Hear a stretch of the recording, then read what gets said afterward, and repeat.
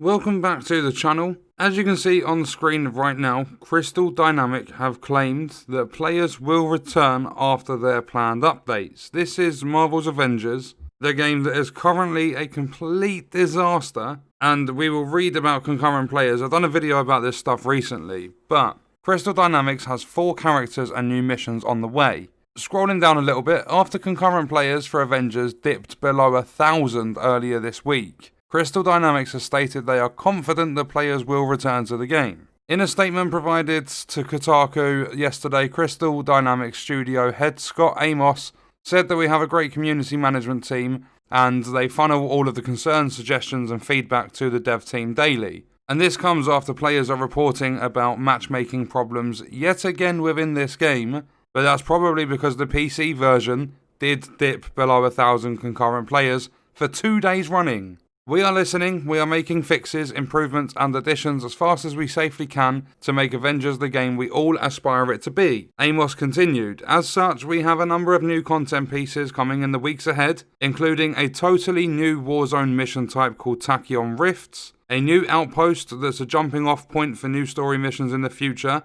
and AIM's cloning lab, which I believe is the quote-unquote raid that we saw. And that is going to require a coordinated high-level group of 4 players to beat with new top-end loot rewards for finishing it.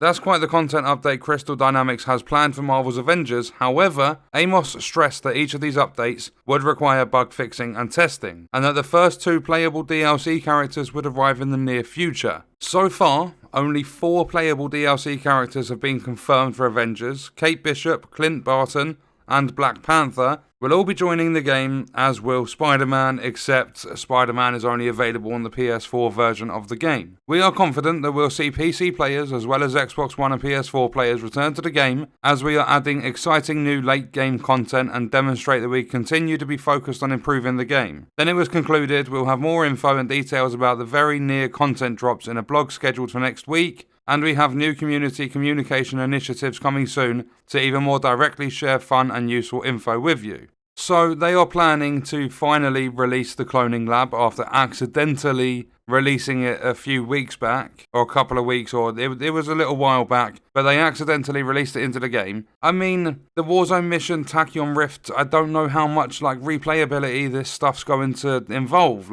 The whole of the end game is a complete disaster. It's repetitive from the moment you get into it. There really isn't a lot of variety in the game at all. This does sound, I'm not going to say promising, it sounds decent. If they can keep the bugs to a minimum, because the hives were broken when they released their last update, what I'm going to do is, I'm not going to jump back into the game right now, because there's absolutely no point, nothing's changed at the moment. What I will be doing is keeping an eye on their Twitter. I will be looking at Steam charts and I'll be keeping up to date with it. I still do it every single day so that I can check their concurrent player numbers. And as I said in my previous video, if that starts picking up, then I'll jump on the game and see what there is. And I'm pretty sure if I do start slacking, then there is a couple of you that will let me know in the comments and stuff and on my social media about what's happening with the game. So I'll try my best to keep up to date with it. And I'm hoping and praying that all of this stuff is for co-op play. The AIM's cloning lab, they said you need a high-level group of 4 players,